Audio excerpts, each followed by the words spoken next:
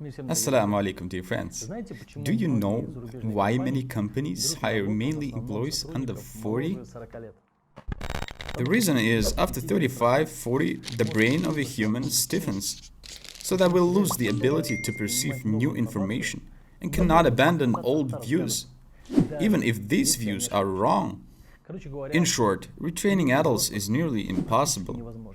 Yet I really hope this is not about us and we are open to new ideas. As I said in a previous video, in order to live in accordance with common sense, to live consciously, to understand yourself and the world around you, we need to set the record straight. Today, I propose to put an end to the most sensitive and controversial question, the existence of God. Someone believes, someone doesn't. Let's think about this for a moment. What do you specifically know about God? Are there clear and unequivocal proofs of His existence?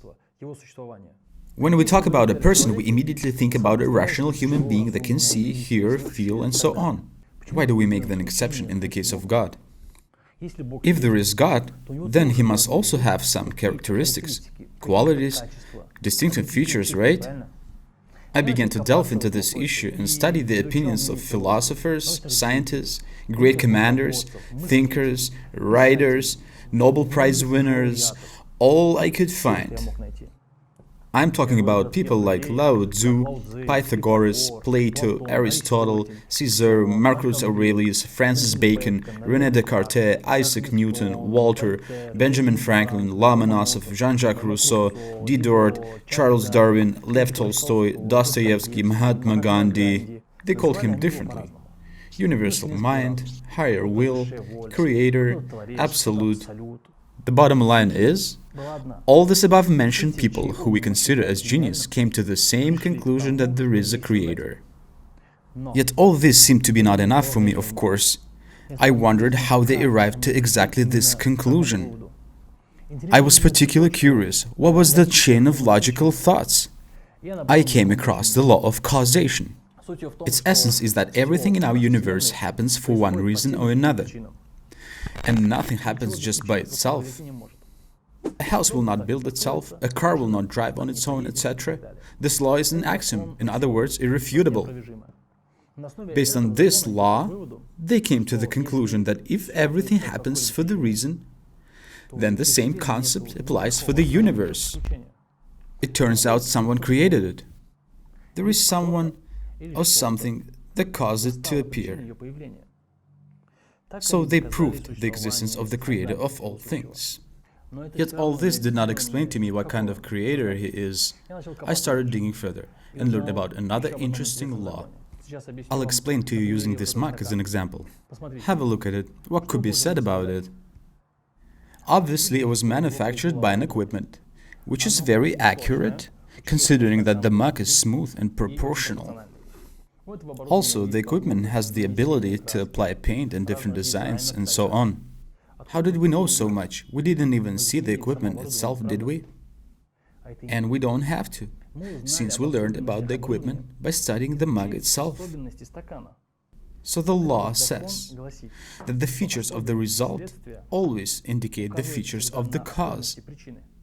I wondered, what can be said about the one who created the endless space, galaxies, planets, stars, the sun, the sky, the order of their movement, the universal laws that precisely regulate the cycles, the chemical composition of everything, its perfect balance and general harmony. The earth rotates around the sun. Did you know that the sun pulls the earth to itself? As a result, the earth doesn't fly away from the sun into the open space. At the same time, the earth revolves around the sun, and thanks to this centrifugal force of rotation which pushes away the earth, so that it doesn't fall on the sun.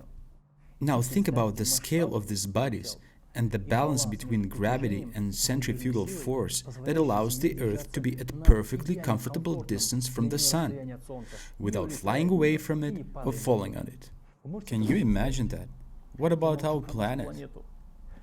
Natural processes that support life in everything, climate zones, animal, vegetable, organic, molecular, atomic, and quantum worlds. One human DNA contains more information than all the world's libraries put together. The inexplicable order and consistency of the structure of a human being and the universe leads scientists all over the world to the fact that there is a creator. The world is too perfect to emerge from chaos. Could there be anything else other than God? Let's say the heavens, the earth, and ourselves were not created by God, but by a random person or by some righteous man. Could you imagine that the cosmos created itself, and then also us? Or maybe we created ourselves? Are there any other theories that we can prove with facts or documents, or at least logically? I was looking for them. There is not a single theory based on more or less acceptable facts that would be able to refute that we've said before. It turns out there is only our stubbornness and disbelief. Next time I'll tell you more interesting things about our Creator, based on logical and rational conclusions. Assalamu alaikum, and see you in the next video.